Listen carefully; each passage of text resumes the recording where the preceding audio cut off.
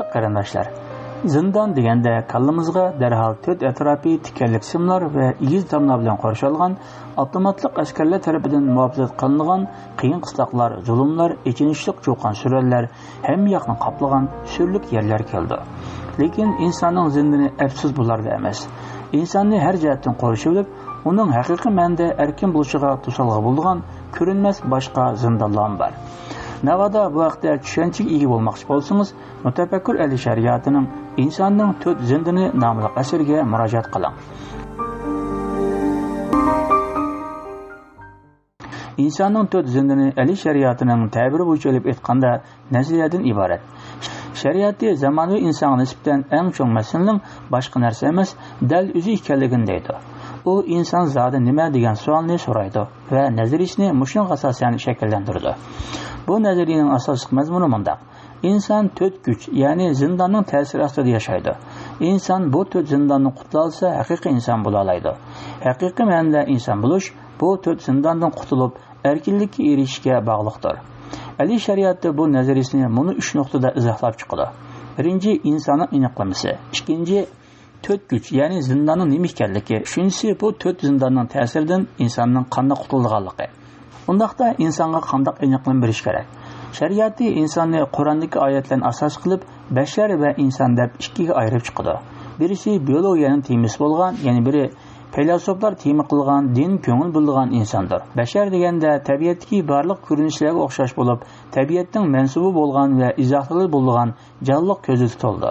Inson deganda ideal alayliklar ega bo'lgan, cheksizlikka qarab tinimsiz va abadiy taraqqiyot ichida bo'lish deganlikdir.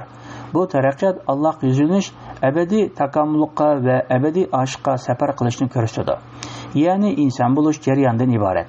Chegarasi, fasili bo'lmagan bu yuzlanishda insonning ishqil qobiliyati namoyon bo'ldi. Bu qobiliyatlar insonni haqiqiy erkinlikka erishtirdi. Bu qobiliyatlar tuvanlikcha: insonning mavjudlikni idrok qila oladigan onglik maxluq bo'la olishi, tanlash, ijodkorlik qobiliyatining bo'lishi qatorliqlardir. Ali shariati inson bo'lishga lozimlik bu uch alohidlikni bayon qilgandan keyin insonning bu takomilligiga, taraqqiyotiga yoki bu jarayonga to'salg'i bo'lgan insonni o'z engidan tanlash qobiliyatidan, ijodkorlik alohidligidan mahrum qilgan to'rt zindon ustida to'xtaldi. Bu qismda tunji bo'lib Descartesning tafakkur qilman, demakki mavjudman degan mashhur so'zi, Gedinning his qilman, demakki mavjudman va Albert Camusning mavjudlik falsafasini tilg'ilib, bu uch mutafakkirning ideyasini muayyanlashtirdi. Lekin Albert Camusning isyon qilman, demakki mavjudman degan ideyasini boshqa ikki mutafakkirning ideyasining ustiga qo'ydi.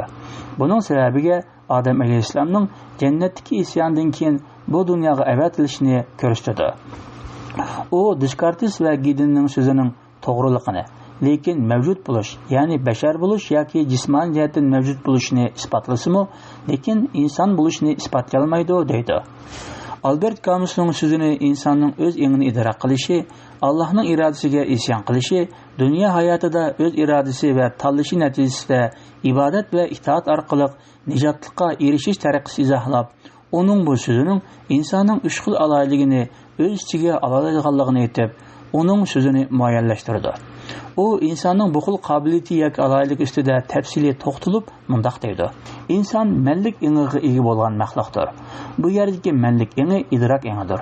Ya'ni o'z xususiyati va yaratilishini, o'z qurilmasini, koinotning mohiyati va o'z mohiyatini, o'zi bilan koinot o'tirisidagi munosabatining xarakterini va miqdorini idrok qilishdir.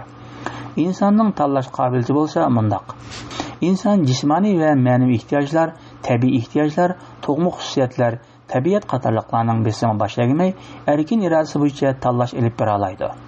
Insonning ijodkorlik qobiliyati mundaq: inson tabiatida ijodkorlik bor bo'lib, bu ikki shaklda aks etadi.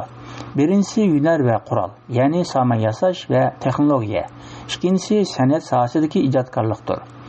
San'atdagi ijodkorlik bo'lsa inson ruhidagi ilohiy tajallining ifodasi bo'lib, tabiat oldidagi ojizligini inson san'at orqali yengib, konkret holatga elib keldi. Bumu go'zal san'atlarni inson bo'lish alohidliklaridan biri holatiga elib keldi. Ali shariati buni jumla bilan ifodalaydi. Go'zal san'atlar tabiatda bo'lmagan narsalarni tabiatga taqdim qilish harakatidir. Qisqasi, san'atmi insonning ijodkorlik qobiliyatining ro'shan ifodasi bo'lib hisoblanadi. Bu uch xil alohidlik, ya'ni qobiliyat, ilohiy sifatlarning insonda aks etishi bo'lib, bu alohidliklar bilan insonning haqiqiy inson bo'lish uchun taraqqiyot va takomillik yo'liga qadam qo'ya oladiganligi ta'kidlandi. Undaqda insonning takomilligiga, taraqqiyotiga va haqiqiy ma'noda erkinlikka erishishiga to'sog'i bo'lgan to'rt zindon qaysi? Ali shariati kitobining bu qismida ideologiyalarning insonni qanday tushunib qo'yganligi o'tirib qo'ydi. Ali shariati ideologiyalarini qisqacha xulosalab chiqadi. Bu ideologiyalar shunlardan iborat: materializm, naturalizm, vahdati vujud, biologizm, sotsializm va tarixizm qatorliqlar. Shariati insonning to'rt zindonining bunulardan iborat ekanligini deydi.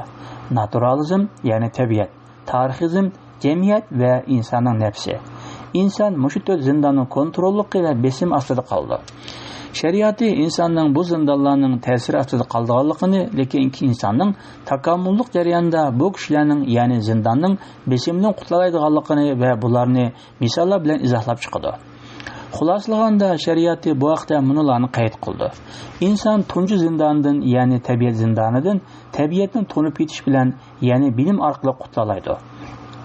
İkinci zindoni bo'lgan tarixizm zindonidan tarix falsafasi va tarixiy determinizm, ya'ni tarixiy qarorchilikning mantiqisini tushunish bilan, ya'ni tarix ilmi bilan qutulaydi. Üçüncü zindon bo'lgan jamiyatdan bo'lsa, buningdanmi bilim orqali qutulaydi. İnsonning to'rtinchi zindoni bo'lsa dal o'zidir, ya'ni nafsi. İnson oldingi uch zindonni tirsa, ularni vayron qilib, ulardan qutulib chiqa oladi. Lekin o'z zindonini yo'qotishi haqiqatan tasdir. Bulubmu zamonaviy inson duchor bo'lgan hayotning ma'nisizligi va bo'shliq hissi insonning nafsidan iborat bo'lgan zindonning mahkumi bo'lib qolganlikdan kelib chiqqan. Nima ish qilayotganligini nayt yaxshi bilgan qudrat egasi bo'lgan zamonaviy inson afsus nima qilish kerakligini bilmaydi. Kasallik bilan kasal bilishib ketganlik uchun buni hal qilish texmi tas. Chataqiri inson nafsidan iborat bu zindondan bilim bilan qutulib chiqa olmaydi. Chunki bilim o'zi mahbusdir. Bilim bilan shug'ullanuvchi inson o'zi mahbuslik ichida yashaydi. Bu mahbus inson ichki dunyosidagi erkin ma'nini idrok qila olmaydi. Lekin o'zini normal inson sifatida idrok qila oladi. İnson ehtiyojlarini va zurriyatlarini hal qilib bayoshatliq erishdi. Lekin bo'shliq va ma'nisiz hayotga duchor bo'ldi. Undaqda bundan qanday qutulish kerak? Shariati buningga mundaq javob berdi. İnsanın g'oyasi shunchalik ulug'vor va ma'nilik bo'lish kerakki, hargizmi boshqa birisiga beqinilib qolmasin. Bu g'oya dal oshiqdir. Bu yerdagi oshiq qandaqdir? Tasavvufdagi oshiq emas, fursatparast va manfaatchi aqldan ustun bo'lgan insonning o'zligi va tabiatida isyon tariqasida namoyon bo'lgan qudratli kuchdir. Mantiq bilan hal qilg'ili bo'lmaydigan bu masalani Platonning ta'biri bo'yicha na mantiqliq, na g'ayri mantiqliq emas deb ta'riflasak bo'ldi. Bu oshiq insonning manfaati va foydasidan hal qila oladigan, bularni qurbon qila oladigan oshiqdir. Shariati bu yerda netizining buni harakatini naql keltirdi. Yiqilgan otni qamchilagan harokashning bu qilmishiga to'salg'i bo'lish uchun otni qo'g'dashga tirishishi va harakashlar bilan tayoq yeyishi. Bu hadise ne mantiqliq, ne g'ayri mantiqliq emas. Bu hadisini mantiqidan xoli deb ta'riflab, ba'zi tanlash va qarorlarning mantiqining sirtida bo'laoladiganligini, axloq va oshqqa mantiqidan xoli holda muomala qilish lozimligini ta'kidlaydi. Aşık hech qachon naf kutmay harakat qilishni ko'rsatadi. Inson oshiq yo'lda jinini, melini, shuhratini paydo qildi. Qisqasi inson faqat 4-chi zindondan oshiq bilan qutula oladi. Shariatda demoqchi bo'lganlarini tuvanlik jumla bilan xulosalab chiqdi.